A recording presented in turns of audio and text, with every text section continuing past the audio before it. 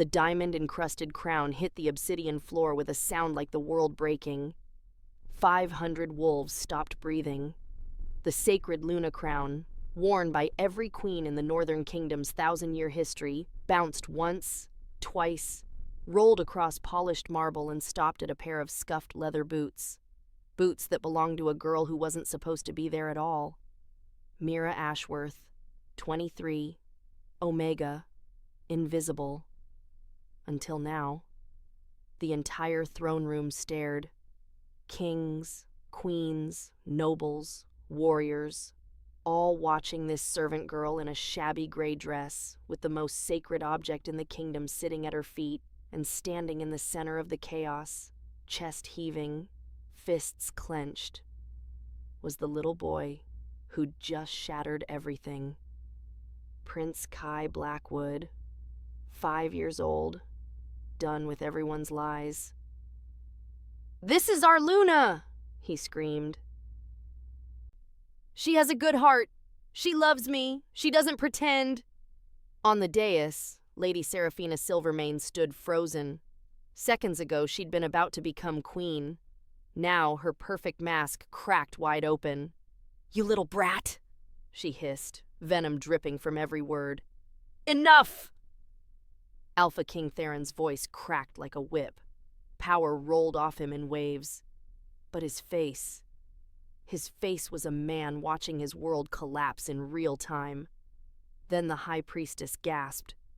"Blessed moon goddess," she whispered, dropping to her knees. "The crown, it's glowing." That's when the murmuring started, because the Luna crown had only glowed once before, 1,000 years ago, for the first queen.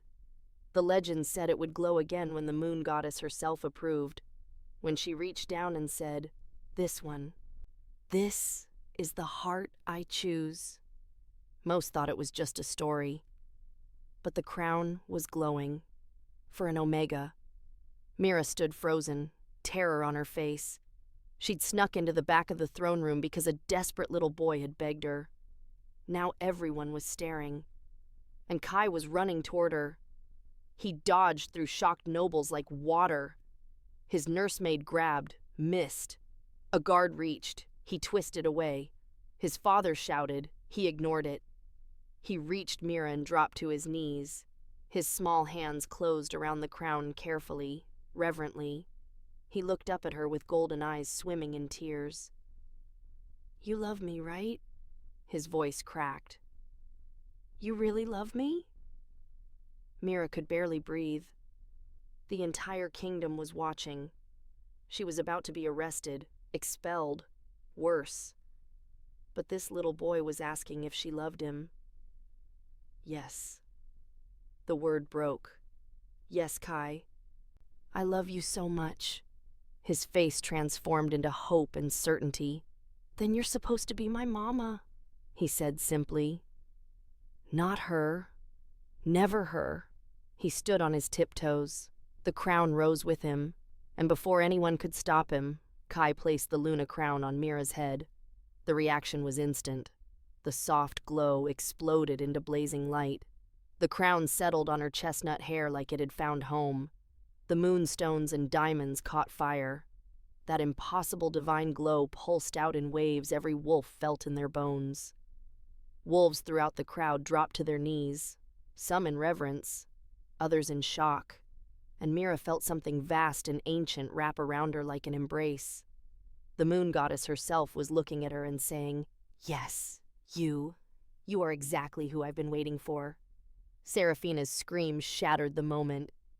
"No!" She lunged forward, hands reaching for the crown. "This is impossible! She's an Omega!" The moment her fingers touched the glowing crown, light flared. Seraphina flew backward like she'd been struck by lightning. She landed hard, white gown tearing, perfect hair tumbling loose. The crown had rejected her, physically thrown her away. The message was clear. The moon goddess had made her choice. Theron stood on the dais watching his future disintegrate. The alliance was over.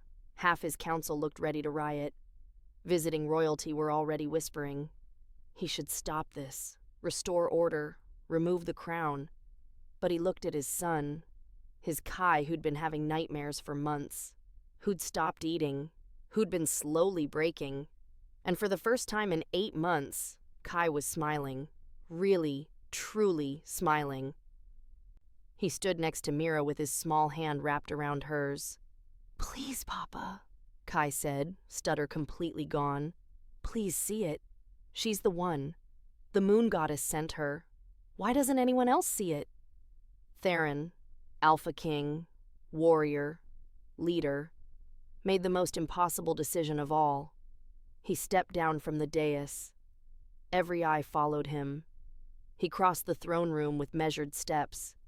He didn't look at Seraphina or her furious father or his panicking council. He looked at Mira. She trembled so hard the crown's glow shimmered, but she stood there, held his son's hand. Theron stopped in front of her. "What's your full name?" Mira Ashworth, Your Majesty." "How long have you served in my palace?" 7 years, Your Majesty." "And how long have you known my son?" Here it was, the punishment. 3 months, Your Majesty." "I know I shouldn't have—" "Did you manipulate him? Trick him?" "No!" The word burst out like a sob. "Never! I would never! I love him!" "Father." Kai looked up with impossibly wise eyes. "She didn't trick me. She saved me. Every night I asked the moon goddess to send someone who would love us right. Then I met Mira, and I knew." Theron looked at his son, at the Omega with the glowing crown, at the High Priestess still kneeling. "Your wisdom, what does the crown's glow mean?" The old woman's voice shook. "Your Majesty, the crown's glow is the moon goddess's direct judgment. It has happened only once before. The legends say it recognizes a Luna whose heart is pure enough to lead. To deny it is to deny divine will itself."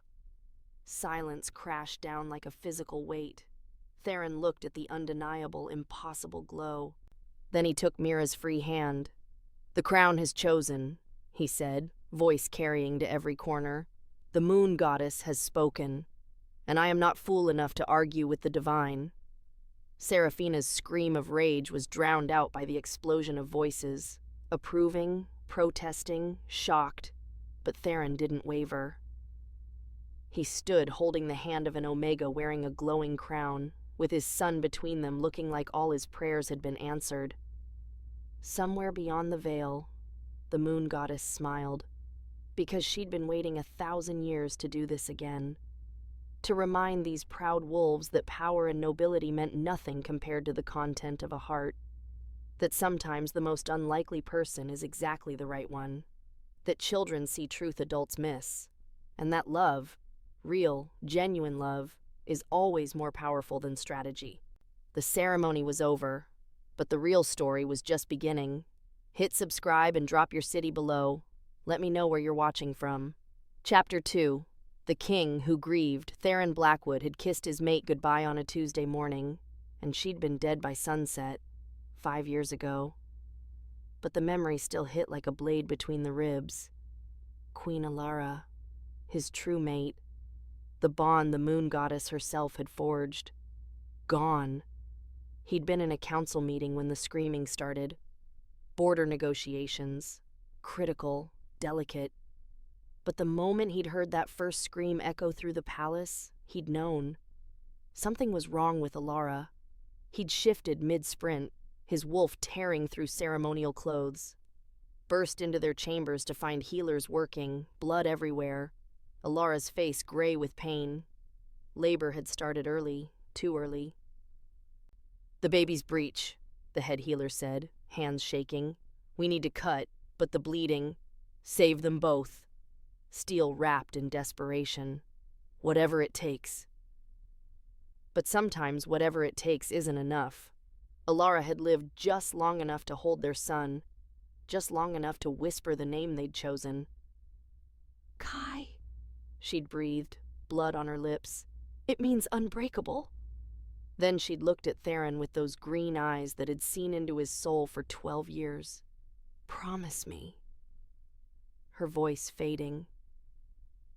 Promise you'll love again. Give our son a mother. Give yourself permission to be happy. Alara, don't...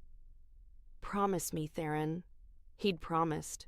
Because how could he deny his dying mate anything? She'd smiled, kissed their son's forehead, and the light in her eyes went out. The bond had snapped. They don't tell you about true mates dying.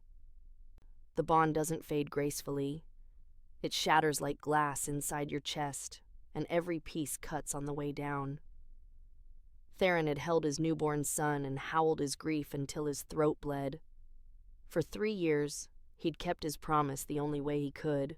He'd loved Kai with fierce devotion that sometimes frightened him.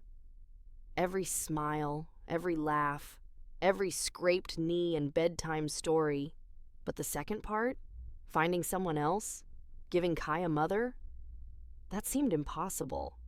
How could he choose another Luna when every woman was measured against a ghost he couldn't stop loving? Until 8 months ago, when Lady Seraphina Silvermane walked into his throne room like she'd been designed to solve all his problems. She'd been introduced by her father during a diplomatic summit. Theron had barely noticed her at first, but his beta, Marcus, had pulled him aside. "The Lady Seraphina," Marcus said carefully. "She's impressive. I hadn't noticed." "You should. Educated at the finest academies, speaks 5 languages, trained in pack management since birth, and the alliance alone would secure our eastern borders for a generation." Marcus paused. "She looks like a queen." Theron had looked across the hall.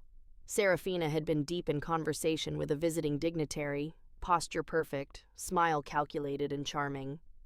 She did look like a queen, spoke like one, calculated like one, logic, strategy, duty. He'd started courting her the next week. Formal dinners discussing tax reform and military positioning, diplomatic dances, strategic walks where she'd offered opinions on everything from agriculture to guard rotations. Perfect on paper. His council loved her. Nobles approved. Military commanders respected her tactical mind. "She's ideal," Marcus had said. "And Kai needs a mother." Kai. That's where perfection started cracking. The first time Theron introduced Seraphina to his son, Kai had hidden behind the throne. When she'd tried to embrace him, he'd burst into tears. When she'd attempted to read him a bedtime story, he'd thrown the book. "I'm sorry," Theron had apologized. "He's still adjusting, still grieving." "Of course." Seraphina's smile never wavered. "Children are difficult. He'll come around." But Kai hadn't come around. Nightmares started the week after the engagement announcement. Kai would wake screaming, reaching for his dead mother. He stopped eating, developed a stutter that broke Theron's heart. "Father, I don't like her." "Give it time," everyone said. "He's afraid of change." Theron had wanted to believe them, but he'd started noticing things. The way Seraphina's smile would vanish when she thought no one watched. The way she'd suggest, always diplomatically, that Kai spend more time with tutors and less time underfoot. "He needs structure," she'd said one evening. "You're too soft with him. A future alpha must learn discipline early." Something cold had settled in Theron's stomach. He'd tried implementing her suggestions. Stricter bedtimes, more educational activities, less playtime. Kai had become withdrawn within days, stopped laughing, started wetting the bed again, would flinch when Theron raised his voice. It took Theron 4 days to abandon her structure and return to his instincts. Kai was 5. He needed love and security, not rigid discipline. When he'd gently told Seraphina they'd continue his way, she'd smiled perfectly and acquiesced. But he'd seen something flash in her ice-blue eyes, something sharp and cold. He'd dismissed it. 2 weeks before the ceremony, Theron had been returning from a late council meeting. Walking past the East Wing guest quarters when he'd heard voices, Seraphina's voice, and her father's. The door was slightly ajar. He'd stopped. "The brat is a problem," Seraphina said, frustration sharp. "He undermines my authority with his constant crying." "Once you're queen, you'll have full authority," Duke Silvermane replied coldly. "Send him to military academy early. 7 is young, but not unheard of. Distance will solve the problem." "What about the king? He's obsessed with that child." "Give him a proper son, an heir with Silvermane blood. Once you produce your own children, the first boy will fade into irrelevance. Spare heirs always do." Theron's blood turned to ice. They were planning to erase his son, send Kai away, replace him like defective merchandise. He should have confronted them, ended the engagement immediately. But the wedding was in 2 weeks. Treaties were signed. The alliance was critical. Eastern territories had been making aggressive moves. Breaking the engagement meant political catastrophe, possibly war. So Theron had done what kings do, buried his concerns, pushed them down deep. He'd walked away from that door and tried to convince himself he'd misunderstood. He'd been lying to himself. And now, standing in the throne room with a glowing crown on an Omega's head and his son's desperate hope shining in those golden eyes, Theron finally understood. He'd been about to sacrifice his son's happiness, maybe his entire future, for political strategy, just like his own father had done to him decades ago. The cycle was about to repeat, unless he was brave enough to break it. But breaking it meant trusting something impossible. Trusting that a 5-year-old had seen truth every adult advisor had missed. Trusting that a servant girl might actually be what the kingdom needed. Trusting the moon goddess over political calculations. Alara had asked him to find someone who would love their son, who would love him. She'd never said that person had to be noble or politically advantageous. Just someone who would love them right. And watching Kai's face transform from months of misery into pure joy, Theron thought maybe his son had found exactly that. Even if she was the most impossible, illogical, politically disastrous choice imaginable. The question was whether Theron was strong enough to choose love over strategy, to honor the spirit of his promise instead of just the convenient interpretation, and whether making that choice would save his son or doom his kingdom. Chapter 3. The Omega in the shadows. Mira's hands were bleeding again. She stood at the massive kitchen sink, elbow deep in scalding water, scrubbing the remnants of the nobility's breakfast from silver platters that cost more than she'd earn in a lifetime. The harsh soap had cracked her skin weeks ago. Now the cracks just bled and never quite healed. 23 years old, and this was her life. Wake at 4 in the morning, scrub floors, wash dishes, polish silver, serve meals to wolves who looked through her like she was furniture. Collapse into a narrow bed in the servants' quarters she shared with 15 other Omegas. Sleep 4 hours. Repeat. Omegas didn't get better. They survived. "You're going to scrub the pattern right off that platter," Elsa said, hip-checking Mira at the sink. She was older, maybe 40, with gray streaking through her dark hair and laugh lines that had forgotten how to laugh. "What's got you worked up?" "Nothing." Mira scrubbed harder. Liar.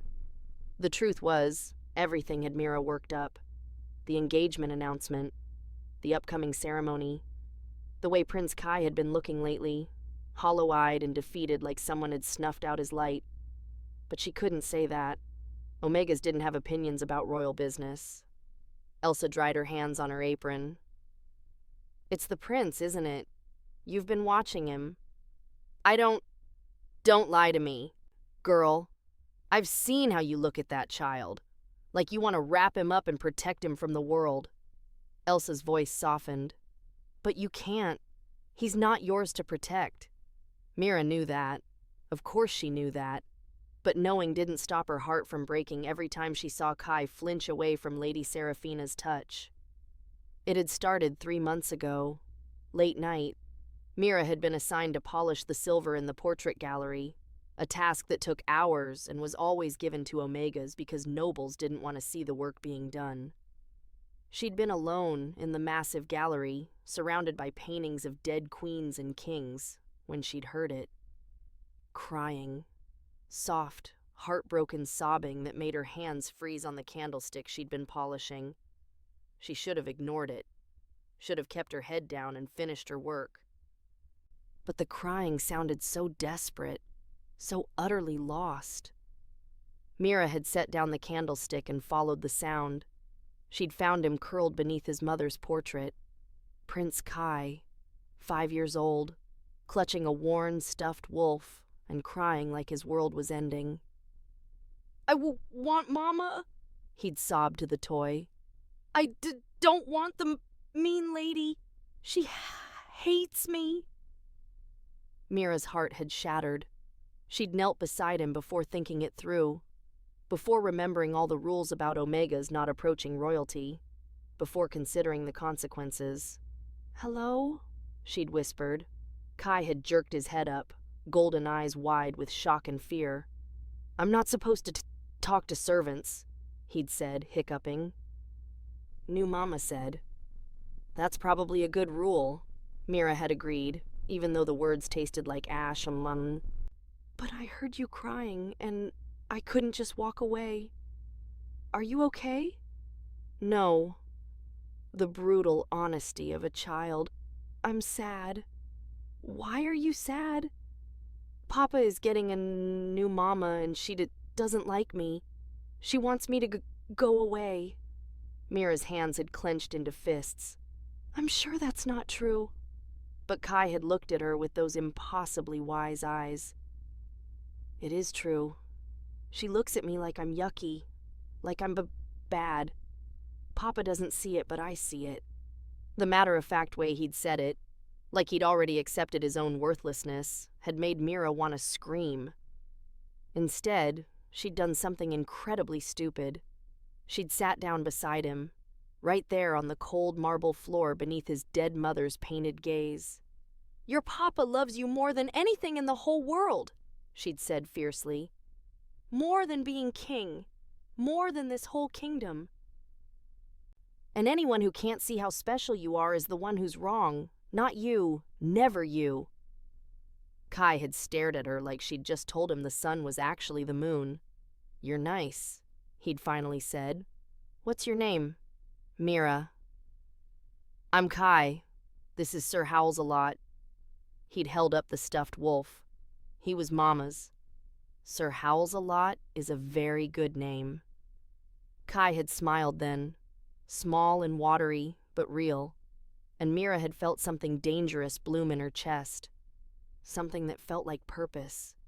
She'd stayed with him for 20 more minutes, helping him build a tower from the cleaning supplies, listening to him talk about his mother and his fears and his dreams of being a good king someday. Then reality had crashed back. She'd heard footsteps, had fled before anyone could find an Omega consorting with the Crown Prince. She'd thought that would be the end of it. But Kai had found her again the next night, and the night after that. Their careful rhythm had developed over 3 months. When Mira worked the upper floors late at night, Kai would accidentally be out of bed. They'd talk in whispers, about his mother, about his fears, about the mean lady who smiled pretty but had cold eyes. "She told Papa I need more discipline," Kai had confided one night. "She wants me to stop being soft." "You're not soft. You're kind. That's different. New Mama says kind is weak." "New Mama is wrong." Kai had looked at her with desperate hope. "Will you be my friend, secret friends?" Mira should have said no. Should have explained about pack hierarchy and rules and all the reasons an Omega and a prince couldn't be friends. But looking at his face, so much need, so much loneliness, she couldn't. "Yes," she'd whispered. "Secret friends."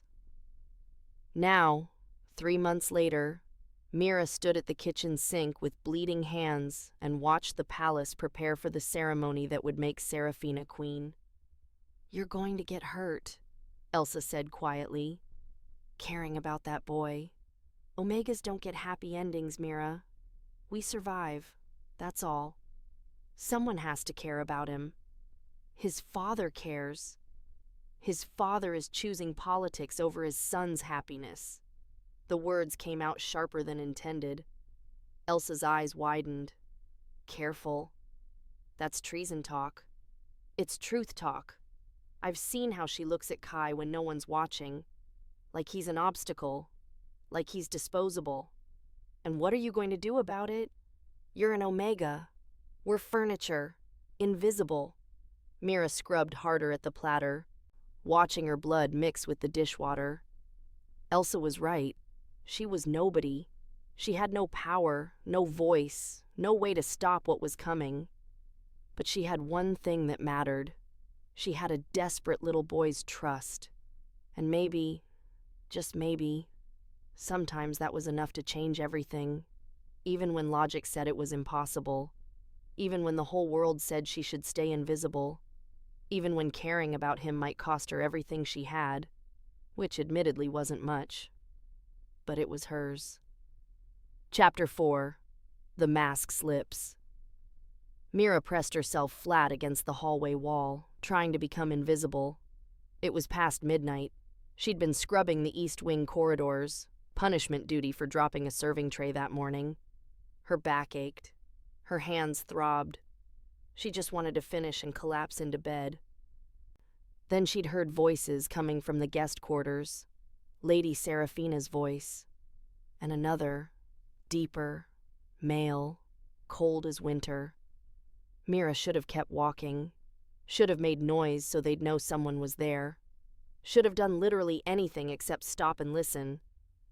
But something in Seraphina's tone made her freeze. The door was cracked open. Just slightly. Enough for voices to carry. "The brat is becoming a problem," Seraphina hissed. Mira's blood went cold. The brat. She was talking about Kai. 2 weeks until the ceremony and he still barely tolerates me. He undermines my authority with his constant crying and clinging to Theron. The nobles are starting to notice. Patience, daughter.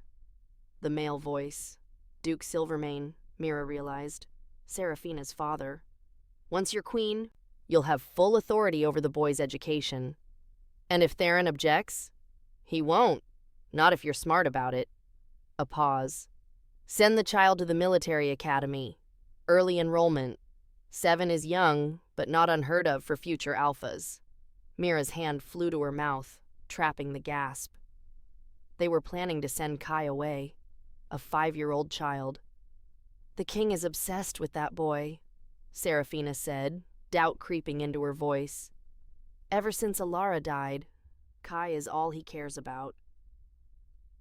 "Then give him something else to care about." Duke Silvermane's voice turned calculating. "Give him a proper son. An heir with Silvermane blood and discipline. Once you produce your own children, the first boy will fade into irrelevance. Spare heirs always do. Spare heirs always do. Like Kai was replaceable, disposable. A placeholder until Seraphina could produce better children. Mira felt sick. "What about the timeline?" Seraphina asked. "Move slowly. First year, establish yourself as queen. Gain the council's trust. Make yourself indispensable. Then suggest the academy for the boy's own good. Frame it as preparation for leadership. And if he refuses, he won't. Not if you're carrying his child when you suggest it. Men become remarkably agreeable when their wives are pregnant." They were planning everything. Every manipulation. Every move designed to separate Kai from his father and erase him from relevance. "There's also the Omega situation," Seraphina said, voice dripping with disgust. "The palace is crawling with them. Weak, useless, a drain on resources. Another battle for another day. First secure your crown. Then you can reshape the pack however you see fit. But rushing will make Theron suspicious. He has a sentimental streak." "Weakness," Seraphina muttered. "A weakness you'll exploit and eventually cure him of." Footsteps approached the door. Mira's heart stopped. If they found her here, listening. She ran, silent as she could. Down the hallway, around a corner, into a storage closet. She pressed her back against shelves of linens and tried to catch her breath. Her whole body shook. They were going to destroy Kai. Send him away. Replace him. Make him irrelevant in his own kingdom. And there was nothing, absolutely nothing Mira could do about it. Who would believe in Omega? If she told anyone what she'd heard, she'd be dismissed as a jealous servant spreading rumors, punished, expelled. Maybe worse. Seraphina was about to become queen, untouchable, all-powerful, and Kai would be alone. Mira stayed in that closet until her breathing steadied, until the shaking stopped, until she could move without her legs giving out. Then she went back to scrubbing floors, because that's what Omegas did. They witnessed injustice and swallowed it down and kept working. But for the first time in her life, Mira felt something burning in her chest that felt dangerous. Anger. The next 2 weeks passed in a blur of preparation. The Luna ceremony was the biggest event the Northern Kingdom had hosted in years. Every surface had to gleam, every flower had to be perfect, every dish had to be magnificent. The Omegas worked 20-hour days. Mira's hands bled constantly now. She'd lost weight she couldn't afford to lose. Fell asleep standing up twice. But worse than the physical exhaustion was watching Kai deteriorate. She'd see him in the hallways sometimes, always with his nursemaid now, never alone. His eyes had lost their light. He barely spoke. The stutter had gotten so bad he'd stopped trying to talk at all, and Seraphina swept through the palace like a conquering general, finding fault with everything. These flowers are wilting. Replace them. This silver isn't polished to my standards. Do it again. The ceremonial grounds are unacceptable. I want perfection. Mira heard these commands filtered down through layers of servants. She rarely saw Seraphina directly. Omegas were meant to be invisible. But once, just once, their paths crossed. Mira had been carrying linens through a hallway when Seraphina had rounded the corner with 2 noble ladies. Mira had immediately dropped into a bow, head lowered, making herself small. "Move," Seraphina had said, not even looking at her. Like Mira was an object blocking her path. Mira had pressed herself against the wall. As Seraphina passed, she'd heard the woman laugh at something one of the nobles said. A cold, calculated sound that had nothing warm in it. And Mira had looked up, just for a second, met Seraphina's ice-blue eyes. The woman's gaze had slid over her like she was nothing, less than nothing, a speck of dirt to be swept away. That look told Mira everything she needed to know. When Seraphina became queen, life for Omegas would get infinitely worse. They weren't people to her. They were resources to be managed or eliminated. That night, Mira had found Kai in the portrait gallery again, their last meeting before the ceremony. He'd been crying, silent tears tracking down his face as he stared up at his mother's painting. "I asked the moon goddess," he'd whispered when Mira sat beside him. "Every night, I asked her to send someone who would love Papa and love me right. Someone with a good heart. Kai, but she didn't listen. Tomorrow, the mean lady becomes queen and I'll have to pretend to be happy and I don't know how." Mira had pulled him into her arms, propriety be damned. "Listen to me. Your mama is watching over you. The moon goddess hears every prayer. And sometimes," her voice had caught, "sometimes help comes from impossible places. Like where? I don't know. But I know you're not alone. You're never alone." Kai had held her tight. "Will you be there? At the ceremony?" "I'm not supposed to." "Please, Mira, I need one person who actually loves me there." And looking at his desperate, hopeful face, Mira had made a decision that would change everything. "Yes," she'd promised.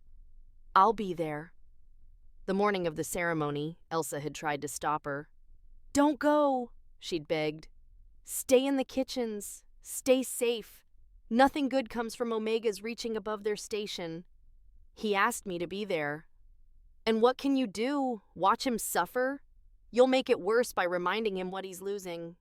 Mira had tied her hair back, changed into the least shabby dress she owned. "Maybe I can't do anything. Maybe you're right and I'm a fool. But that little boy asked for one person who loves him, and I'm not going to let him down, even if witnessing his heartbreak destroys mine, even if being there costs me everything. Even if the only thing I can offer is my presence in a room full of people who will never see me. Chapter 5. The day before Kai found Mira in the servants' quarters.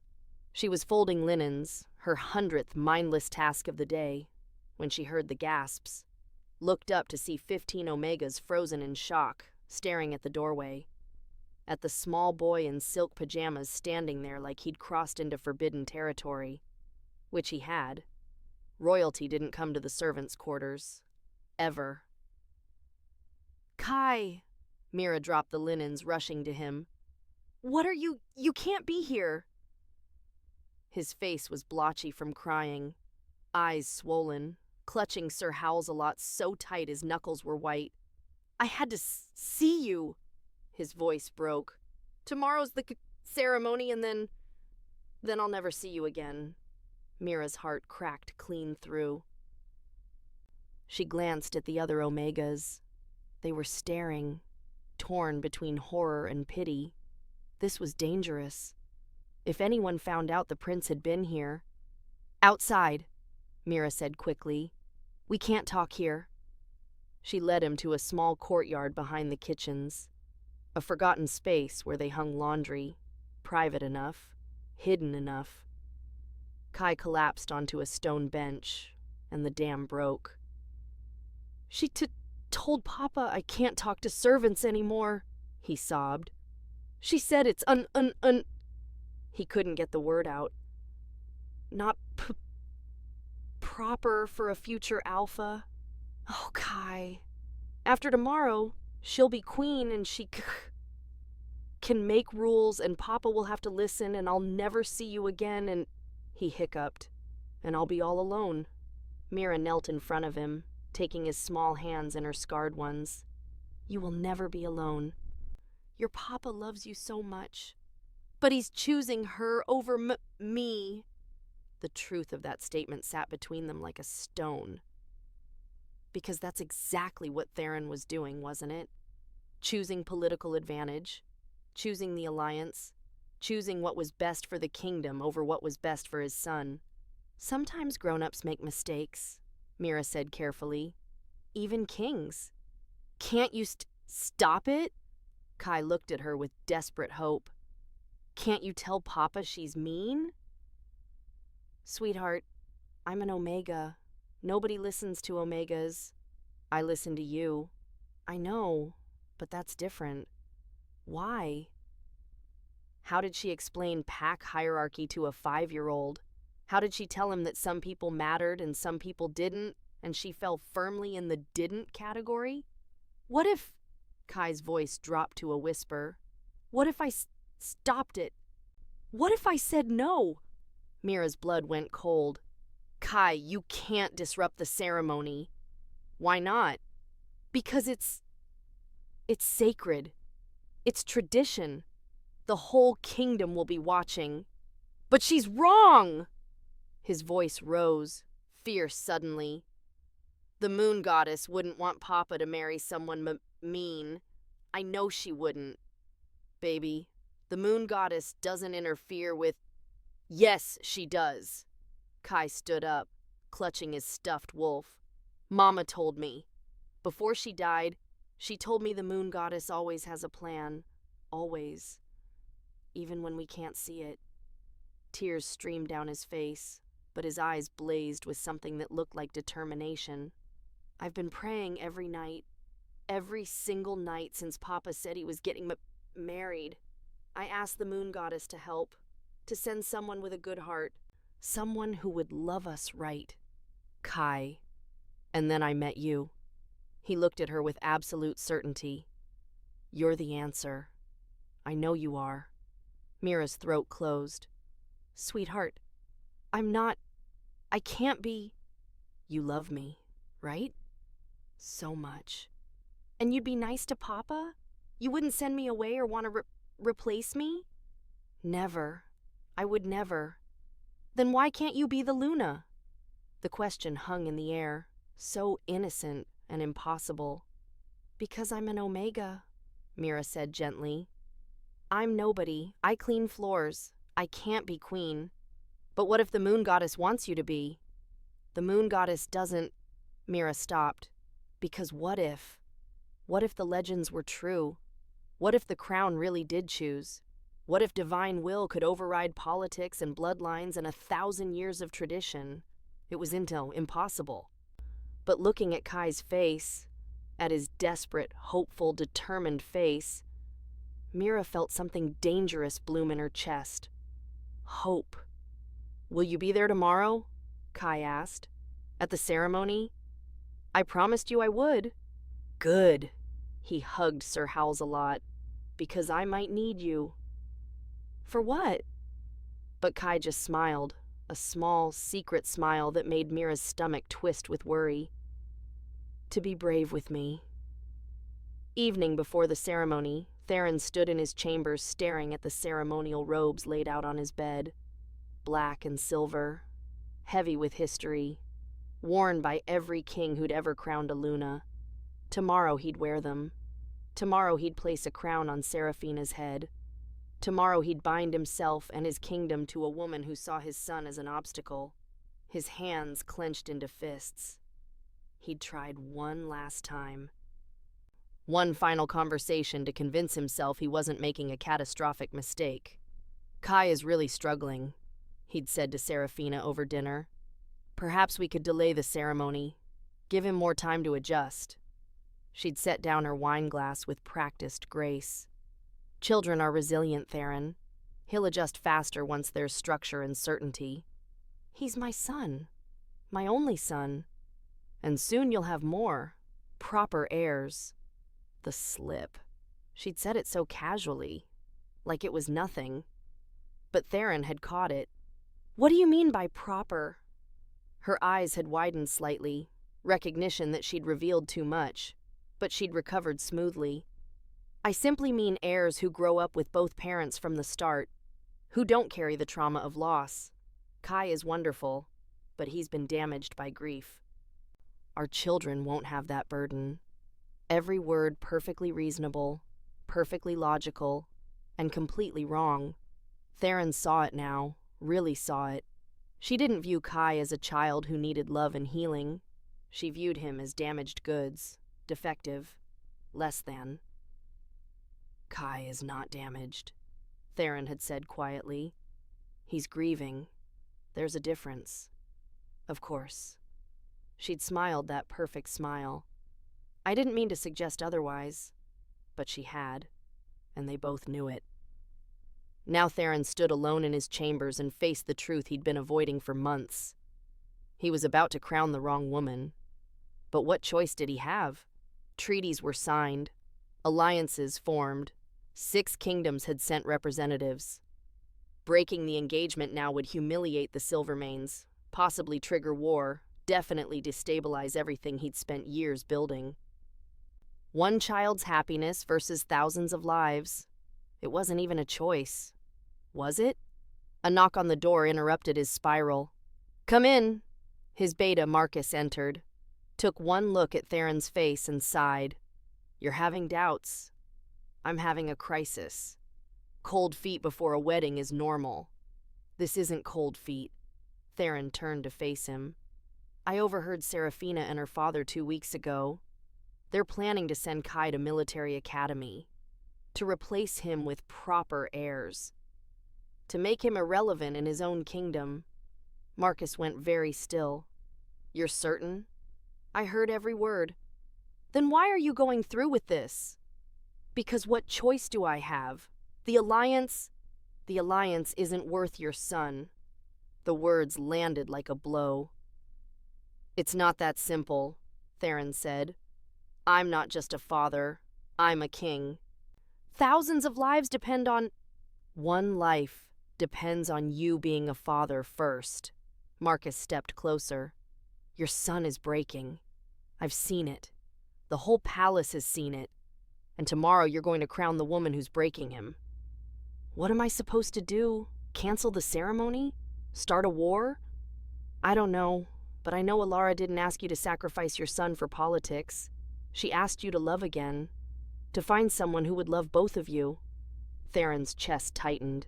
Seraphina was supposed to be that person. "But she's not." "No." The admission felt like defeat. "She's not."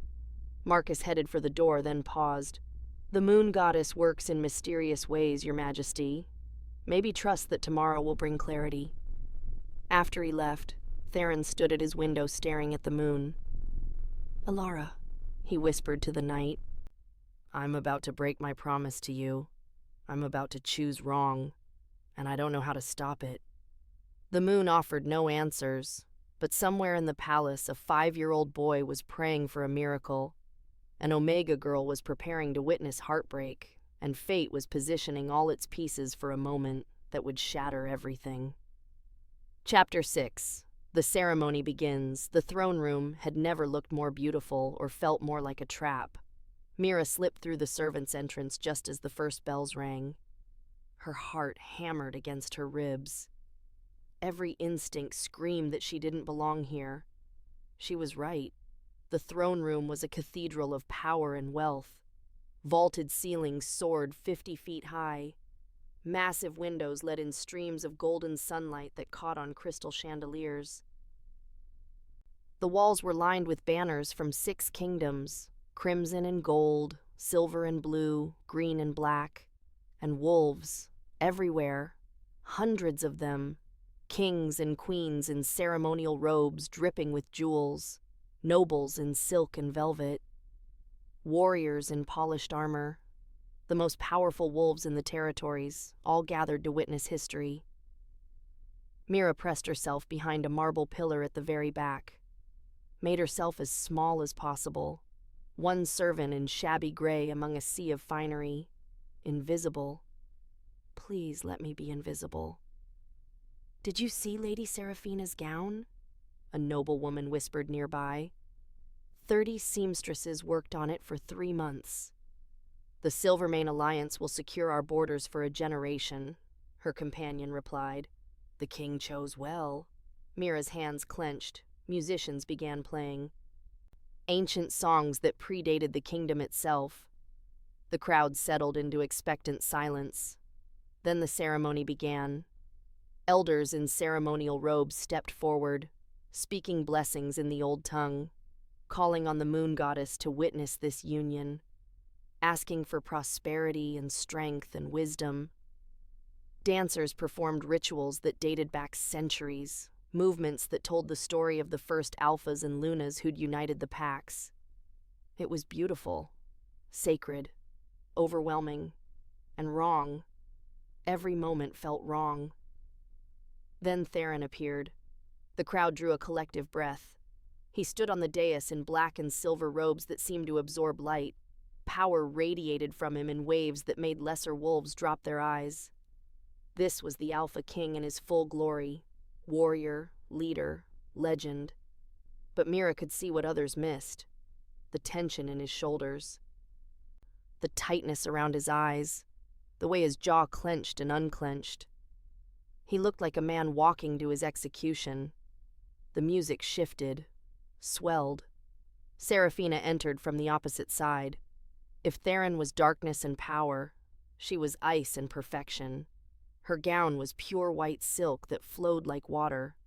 Gold thread caught the light with every movement. Her platinum hair was arranged in intricate braids woven with diamonds and white roses. She looked like a goddess carved from marble. The crowd gasped, whispered, approved. She glided up the aisle with practiced grace, smiling at the nobles, acknowledging the visiting royalty. Every movement calculated, every gesture perfect. Mira felt sick. Seraphina reached the dais. Theron extended his hand. She took it with that flawless smile. They looked perfect together. King and queen, power couple. Political alliance made flesh. Everything a kingdom could want. Everything except genuine love. The high priestess stepped forward, ancient and wrapped in ceremonial robes covered in moon symbols. "We gather in the sight of the moon goddess," her voice carried across the massive space. to witness the sacred bonding of Alpha and Luna, to crown a queen who will lead beside our king, to bless a union that will guide our people into prosperity. She lifted her arms. The crowd bowed their heads. Alpha King Theron Blackwood, do you accept Lady Seraphina Silvermane as your Luna? Do you promise to honor her, protect her, and rule alongside her until the moon goddess calls you home? Theron's voice was steady but flat. I do. The words felt like stones dropping into water. Lady Seraphina Silvermane, do you accept Alpha King Theron as your mate? Do you promise to serve this kingdom, protect its people, and lead with wisdom and compassion? I do. Seraphina's voice was honey smooth, perfect diction, rehearsed 1,000 times. Mira's nails dug into her palms. The high priestess turned to the crowd.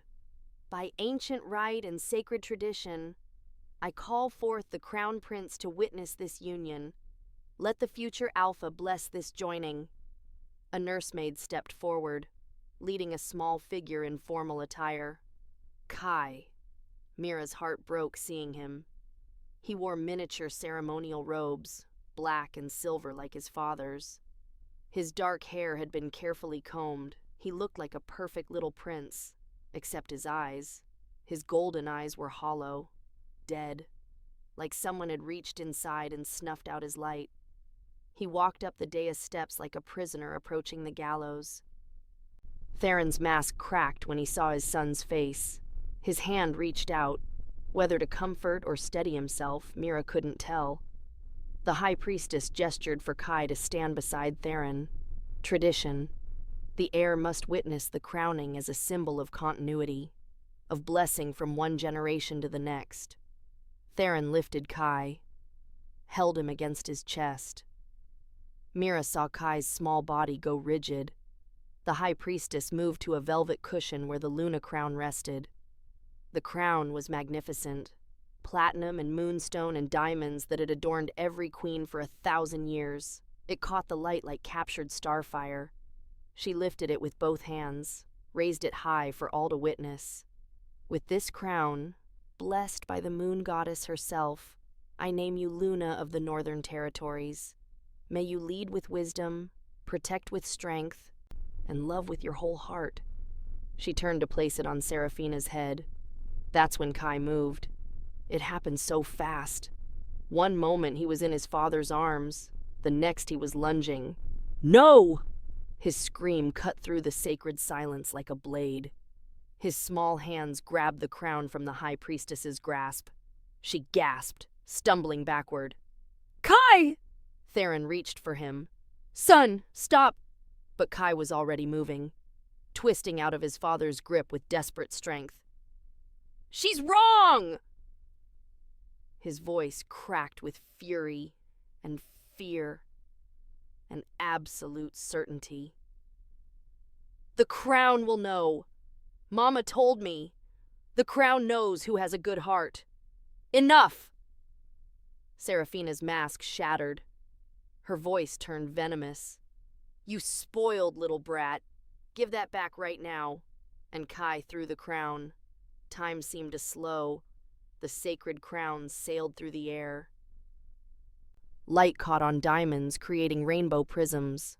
It tumbled end over end, spinning like a fallen star. Every eye followed its arc. It hit the marble dais with a sound like breaking worlds. Bounced once, twice. Rolled down the steps. 1, 2, 3. Rolled across the polished floor through the crowd of shocked nobles. Rolled and rolled until it stopped. At Mira's feet, every head turned. 1,000 eyes locked onto her. The Omega girl in the shabby gray dress, frozen in absolute terror. Mira couldn't breathe, couldn't think. This was disaster. She'd be blamed somehow, punished. This couldn't be happening. But Kai was already running. Move! He shouted, dodging through nobles who tried to grab him. Let me through! Guards reached for him. He twisted away. His nursemaid lunged, too slow. Theron called his name. Kai ignored him. He reached Mira, breathing hard, tears streaming down his face. "You love me, right?" His voice shook, but his eyes were fierce. "You really, actually love me?" Mira dropped to her knees, the whole kingdom watching, but she didn't care anymore. "Yes," she choked out. "Yes, Kai. I love you so much." "Then you're supposed to be my mama." He said it like gospel truth, like the most logical thing in the world. Not her. Never her. He picked up the crown with reverent hands, stood on his tiptoes, and placed it on Mira's head. The moment the metal touched her hair, light exploded through the throne room, golden and impossible and divine, and Mira felt the presence of something vast and ancient wrap around her like the moon goddess herself was saying, "Yes, finally, this one. She's the one I've been waiting for." Chapter 7. The Crown Chooses. The glow started soft, barely visible. Then it exploded. Golden light poured from the crown like liquid sunlight. It didn't just sit on Mira's head. It blazed, pulsed, radiated waves of power that every wolf in that throne room felt in their bones. The ancient metal warmed against Mira's skin. The moonstones and diamonds caught fire with inner radiance. And for one impossible moment, Mira felt her. The moon goddess herself. Vast, ancient, loving beyond measure. A presence that wrapped around Mira like a mother's embrace and whispered, "You, yes, you. You are exactly who I've been waiting for." The high priestess dropped to her knees so fast her bones cracked against marble. "Blessed moon goddess," she breathed, voice shaking with awe. "The legends are true." Wolves throughout the crowd fell, some in reverence, some in shock, some because their legs simply gave out under the weight of divine presence, because this hadn't happened in 1,000 years. The crown had only glowed once before, for the first queen who'd united 5 warring territories through sheer force of will and divine blessing. The stories said it would glow again when the moon goddess approved, when she reached down and marked her chosen Luna. Most wolves thought it was just legend, romantic nonsense to make children believe in magic. But the crown didn't care what anyone believed. It was glowing. For an Omega. "No." Seraphina's voice cut through the reverent silence like shattering glass. "No. This is impossible." She lunged forward, hands reaching for the crown like she could rip it away and restore natural order. "She's an Omega! She can't, she's nobody!" Her fingers touched the glowing metal. Light flared. Seraphina flew backward like she'd been struck by lightning. She hit the dais hard, white gown tearing, perfect hair tumbling loose, diamonds scattering across marble. The crown had rejected her, physically thrown her away. Gasps rippled through the crowd. Whispers exploded into shocked murmurs. Seraphina scrambled to her feet, face twisted with rage and humiliation. "This is a trick. Magic. She's manipulated. The crown cannot be deceived." The high priestess's voice rang with authority. "I have studied the ancient texts my entire life. The crown's judgment is the moon goddess's direct will. It recognizes a heart pure enough to lead. To deny it is to deny the divine herself." "She's a servant!" Seraphina shrieked, losing all pretense of grace. "She cleans floors! You cannot seriously—" "The moon goddess has spoken." The priestess stood, facing the crowd. "In 1,000 years, the crown has glowed twice. Once for our first queen, now for this woman. Who are we to question divine will?" Chaos erupted, nobles shouting, visiting royalty whispering furiously, the council members looking like the world had turned upside down. Because it had. Duke Silvermane pushed through the crowd, face purple with fury. "This is an outrage! A manipulation! That child has been poisoned against my daughter by this... Careful." Theron's voice cut through the chaos like a blade. He hadn't moved from the dais, hadn't spoken, just watched everything unfold with an expression caught between shock and something that looked almost like relief. Now he descended the steps, slow, measured. Every inch the Alpha King. Power rolled off him in waves that made lesser wolves drop their eyes and bare their necks in submission. The crowd fell silent. Theron crossed the throne room floor. His boots echoed in the sudden quiet. He didn't look at Seraphina or her furious father or his panicking council members. He looked at Mira. She was trembling so hard the crown's glow shimmered. Tears streamed down her face. She looked like she was about to shatter, but she stood there, held his son's hand, and the crown blazed with divine approval. Theron stopped in front of her. "What's your full name?" His voice was quiet but carried to every corner of that massive space. "Mira Ashworth, Your Majesty." She could barely force the words out. "How long have you served in my palace?" 7 years, Your Majesty."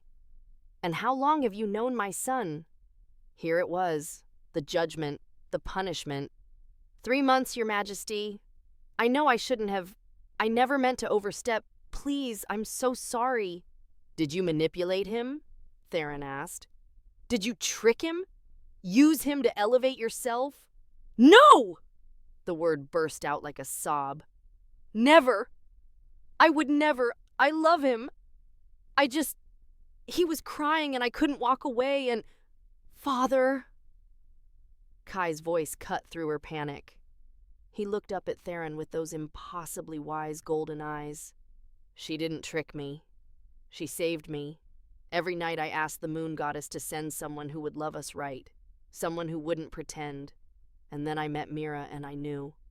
His voice steadied. "I just knew." Theron looked at his son, at the Omega with the glowing crown, at the undeniable, impossible divine judgment blazing for all to witness. Then he turned to the High Priestess. "Your wisdom, what does the crown's glow mean? Specifically." The old woman's voice shook with emotion. "Your Majesty, the ancient texts are clear. When the crown glows, it recognizes a Luna whose heart is pure enough, strong enough, and loving enough to lead a people. The glow cannot be faked, cannot be manipulated. It is the moon goddess's direct judgment on a soul. And to deny it would be to deny the divine will itself, to reject what the moon goddess has chosen." She paused. "No king in our history has ever denied the crown's judgment, because no king had ever faced this judgment." Silence crashed down like physical weight. Seraphina found her voice. "Theron, you cannot possibly be considering this. She's an Omega. She has no education, no training, no bloodline. She can't even read pack law. How could she possibly be Luna?" "The crown chose her." Theron's voice was steady. "The crown is wrong." "The moon goddess is wrong?" He raised an eyebrow. "That's what you're claiming?" Seraphina's mouth opened, closed. She'd backed herself into an impossible corner. Claiming the crown was wrong meant denying divine will, but accepting it meant losing everything. "This Omega has been seducing your son," she tried desperately. "Using him to get to you. Can't you see that? She's manipulated a grieving child." "Enough!" The single word carried such authority that Seraphina's mouth snapped shut. Theron straightened to his full height. Suddenly he was every inch the Alpha. Powerful, commanding, unmistakable. "You will not speak of Mira that way. You will not accuse her of manipulation without proof. And you will not call my son a fool for seeing what apparently the moon goddess herself sees." "You're choosing her over me?" Seraphina's voice climbed with hysteria. "Over our agreement? Over the alliance? I'm choosing to honor divine will over political convenience. Yes. You'll regret this!" She was screaming now, all grace abandoned. "When your kingdom crumbles under Omega rule, when your allies abandon you, when everything you've built falls apart because you chose sentiment over sense, when my son is happy," Theron interrupted quietly. When my pack is led by someone who actually cares about them instead of seeing them as tools. When I finally honor the promise I made to my mate that I would find someone who could love us. Yes. I think I can live with those consequences. Seraphina stared at him like he'd lost his mind. Maybe he had. Maybe this was insane and reckless and would destroy everything. But looking at Kai's face, at pure joy replacing months of misery, Theron knew. This was right. Impossibly, illogically right. He turned back to Mira, took her trembling hand. Mira Ashworth, the crown has chosen you. My son has chosen you. He paused. And if you're willing, I choose you too. Your Majesty, I don't know how to. Neither did my mate when she first wore that crown. Neither did any Luna before her. But you know how to love, and maybe that's enough to start with. He led her up the dais steps. Kai followed, clutching her other hand, grinning so wide his face might split. The high priestess resumed her position, voice ringing with wonder. By divine will and sacred choice, I present Mira Ashworth, Luna, chosen by the moon goddess herself. Some wolves bowed immediately. Others hesitated. Some refused. But the crown kept glowing, and in the end, that was all that mattered because the moon goddess had made her choice, and not even kings could argue with that. Chapter 8. The aftermath. Seraphina ripped the outer layer of her ceremonial gown and threw it at Theron's feet. You fool! Her voice dripped venom. You absolute fool! This Omega will destroy everything you've built. And when your kingdom falls apart because you chose weakness over strength, remember that I offered you power and you chose sentiment. She turned to the crowd, playing to the audience one last time. Mark this day! The day the Northern Kingdom crowned a servant as queen. When this fails, and it will fail, remember who warned you. She stormed down the aisle, dignity shredded, mask completely destroyed. Duke Silvermane followed, his face murderous. He stopped at the dais, voice low and dangerous. The Silvermane alliance is over. Our treaty is void. And when the Eastern Territories move on your borders, and they will, remember that you had protection and you threw it away for a child's tantrum. Then I'll face them without you, Theron said calmly, as I've faced every threat before. You're signing your own death warrant? Perhaps, but I'll die with a clear conscience. The Duke's eyes narrowed. You'll regret this, Blackwood. I promise you that. He swept out, taking half the Silvermane contingent with him. The massive doors slammed shut. Silence fell over the throne room. Then the whispers started. Did that really just happen? An Omega. A Luna who's an Omega. The crown was glowing. I saw it myself. But how can she possibly... The moon goddess doesn't make mistakes. Doesn't she? Mira stood on the dais with a glowing crown on her head, trembling so hard her teeth chattered. This couldn't be real. This had to be a nightmare. Any second she'd wake up in the servants' quarters. Back to reality. Back to being invisible. But Kai was holding her hand, and the crown was warm against her skin, and hundreds of wolves were staring at her with expressions ranging from awe to horror to confusion. This was real. Impossibly, terrifyingly real. The high priestess cleared her throat. The ceremony must be completed. What? Mira's voice came out as a squeak. You must speak the Luna vows, accept the crown formally, complete what the moon goddess has begun. I don't know the vows. I'll guide you. The old woman's eyes were kind. Trust the goddess, child. She didn't bring you this far to let you fail. Mira wanted to run, wanted to tear off the crown and disappear into the kitchens where she belonged. But Kai squeezed her hand. You can do it, Mama Mira. I know you can. Mama Mira. He'd been calling her that in private for weeks. But saying it here, in front of everyone, made it real. Made this impossible thing real. The priestess began. Do you, Mira Ashworth, accept the crown's choosing? Do you vow to serve this kingdom, protect its people, and lead with wisdom and compassion? Mira's mind went blank. She was an Omega. She couldn't read pack law, couldn't navigate politics, couldn't be what these people needed. But she looked at Kai's hopeful face, and she thought about all the other Omegas in this kingdom, the invisible ones, the ones who scrubbed floors and bled and survived. What if she could make their lives better?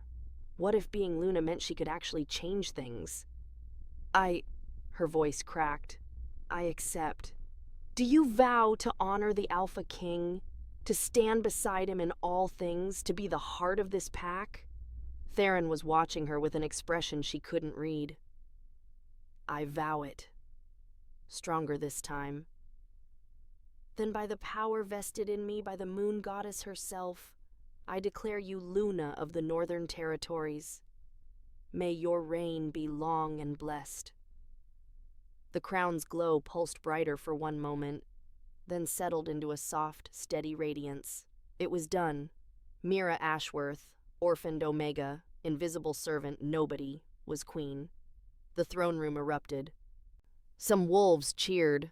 Some stood in shocked silence. Some were already heading for the exits, clearly wanting no part of this disaster. But others, especially the lower-ranked wolves, the servants, the Omegas who'd been watching from the shadows, they were on their feet, tears streaming, hope blazing on their faces, one of their own, a Luna who understood what it meant to be powerless. Theron took Mira's hand and raised it high. This is your Luna. His voice carried across the chaos. Chosen by divine will, accepted by your king. Anyone who challenges her challenges the moon goddess herself. His eyes swept the crowd, daring anyone to object. A few nobles bowed reluctantly. More followed. Like dominoes, the throne room filled with bowing wolves. Not all of them. Not even most of them.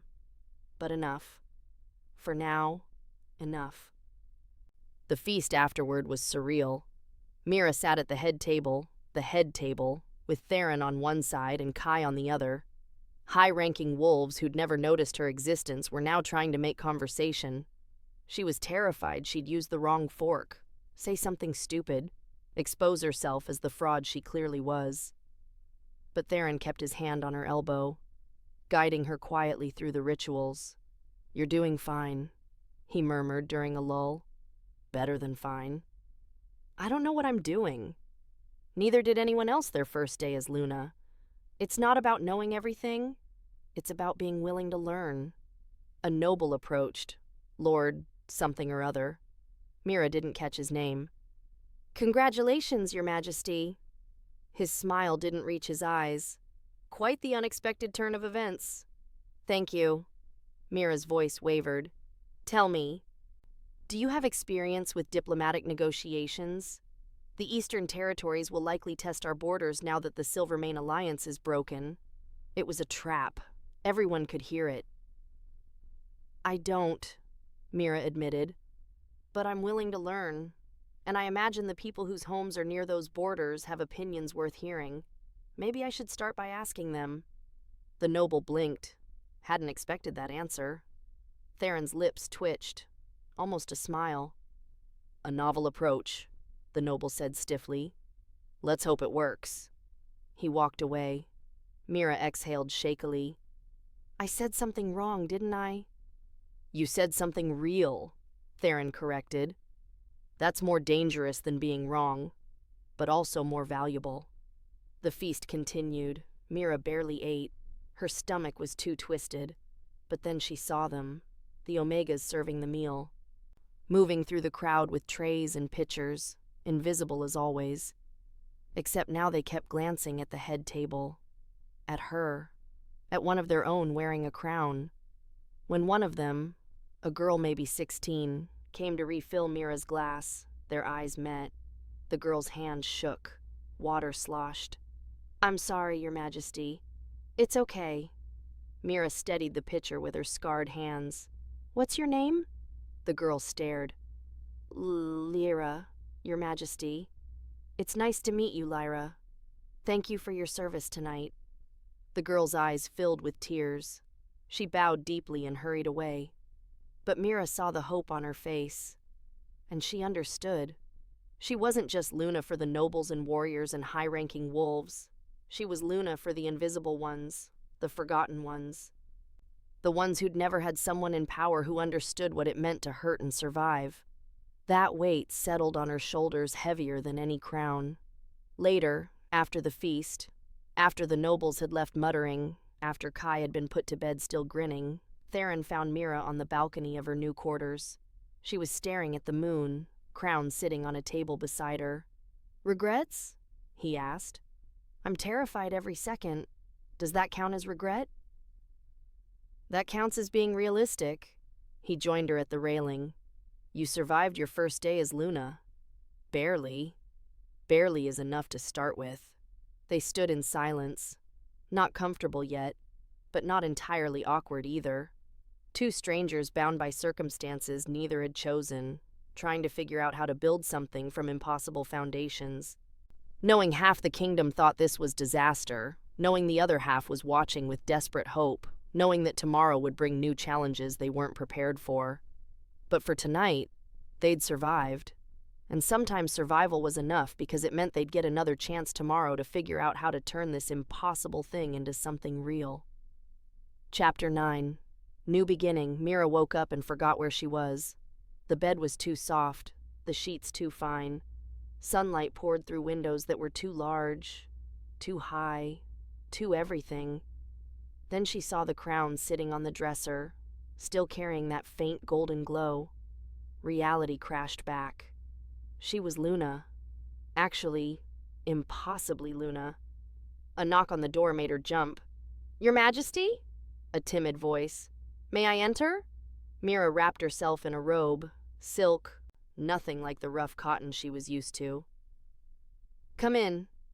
The door opened. A young Omega entered carrying a tray. Breakfast, by the smell of it. The girl froze when their eyes met. Her hands started shaking so badly the dishes rattled. "I'm sorry, Your Majesty. I didn't mean to disturb. I can come back." "Wait."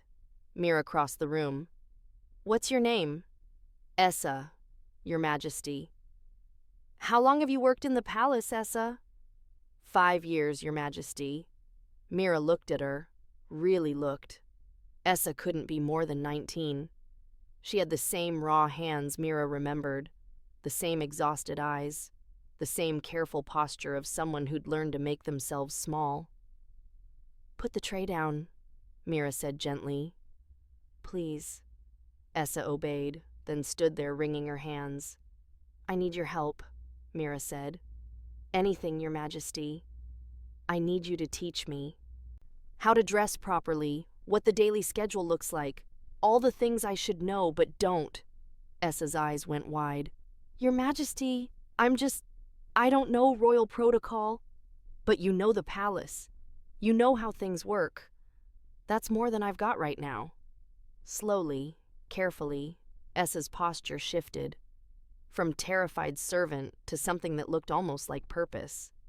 "I can help with that," she said quietly. "Thank you." Mira smiled. "And Essa? When it's just us, you can call me Mira." The girl's eyes filled with tears. "I can't, that wouldn't be..." "It would remind me who I am, where I came from." Mira touched her arm. "Please." "Yes, you're..." Essa caught herself.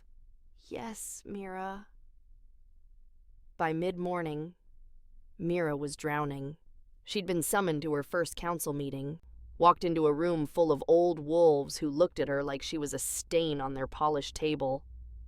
Theron sat at the head. He gestured to the seat beside him. Mira sat, hyper-aware of every eye judging her. "We need to discuss the Silvermane situation," Chancellor Aldrich began. His tone made it clear he blamed her entirely. Duke Silvermane has withdrawn all support. Our eastern border is now vulnerable. How vulnerable? Mira asked. Several council members exchanged looks, like they couldn't believe she'd spoken. The eastern territories have been testing our defenses for months, another councilor said condescendingly. Without the Silvermane alliance, they may see an opportunity to invade. What do the border villages say? Mira asked. The people who actually live there? Silence. I'm sorry, Your Majesty. But what do peasants know about military strategy? Aldrich's tone dripped disdain. They know what it's like to live in fear of invasion. They know which routes are vulnerable. They know... Mira stopped, seeing their expressions. They matter. Of course they matter, Aldrich said like he was speaking to a child. But defense requires expertise, not sentiment. Mira felt her face flush. She didn't know military strategy, didn't know politics. She was exactly what they thought, a servant playing dress-up. But then Theron spoke. The Luna raises a valid point. His voice carried authority. We've been so focused on high-level alliances that we've forgotten to ask the people most affected what they need. I want reports from every border village, their concerns, their observations. Within the week, the council members shifted uncomfortably but nodded. Mira caught Theron's eye. He gave her the smallest nod. You did fine. After the meeting, Theron found her in the hallway looking ready to collapse. That was brutal, she said. That was your first council meeting. They're all brutal. They think I'm an idiot. They think you're unqualified. There's a difference. He paused. You surprised them by asking about the villages. That was smart. It was obvious. To you. Not to them. That's what makes it valuable. A commotion down the hallway interrupted them. Raised voices. Someone crying. They rounded the corner to find a guard dragging a young Omega boy, maybe 12, by his arm. The child was sobbing. Caught him stealing from the kitchens, Your Majesty, the guard said to Theron. I was hungry, the boy wailed. I'm sorry, the guard raised his hand to strike him. Stop! Mira's voice cracked like a whip. Everyone froze. She crossed to the boy, knelt in front of him. What's your name? Tam, Your Majesty. When did you last eat, Tam? Yesterday morning, Your Majesty. I got in trouble and they said no supper and I thought maybe today, but I got so hungry. Mira looked up at the guard. Who ordered no supper for a child? Head of household, Your Majesty. Standard punishment for what? For breaking a dish? For being too slow? Her voice shook with anger. He's 12. He's growing. And you're starving him as punishment? The guard shifted uncomfortably. It's always been done this way, Your Majesty. Well, it's not being done this way anymore. She stood, facing Theron. I want new household rules. No child goes hungry as punishment, ever. Theron studied her. The council members who'd followed them were watching, clearly disapproving. The Luna has spoken, Theron said. Make it so. Mira took Tam's hand. Come with me. Let's get you something to eat. She led him toward the kitchens, leaving stunned nobles in her wake. 6 months later. Mira stood in the palace gardens watching Kai play with other children. Not just noble children now, but children from all ranks. Her new education initiative meant they learned together. She'd made changes. Small ones at first, then larger. Better housing for Omegas, fair wages, a voice in PAC decisions through representatives, schools for all children, support for families struggling. Not everyone approved. Half the nobility still barely acknowledged her. Some openly worked against her. But the lower-ranked wolves, they loved her. Because she saw them, heard them, remembered what it meant to be invisible. You look thoughtful. Theron joined her, settling comfortably beside her. 6 months together had built something unexpected. Not romance. Not yet. Maybe never. but friendship, partnership, something real. Just thinking how impossible this still feels, Mira said. You've done more good in 6 months than most Lunas do in years. I've made enemies in 6 months. Making enemies means you're changing things. The right people hate you. He smiled. Take that as a compliment.